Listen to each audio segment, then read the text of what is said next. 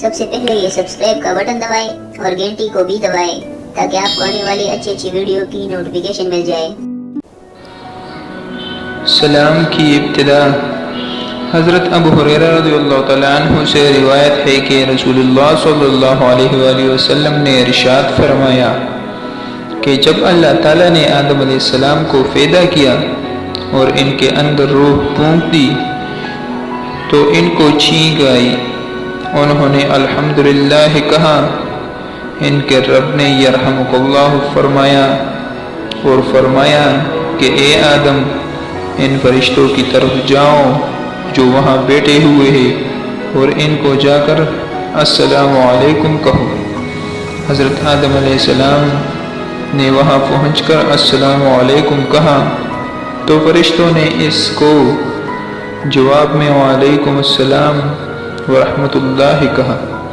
پھر واپس آئے تو اللہ تعالیٰ نے فرمایا کہ بلا شبہ یہ تحیہ ہے تمہارا اور آپس میں تمہارے بیٹوں کا۔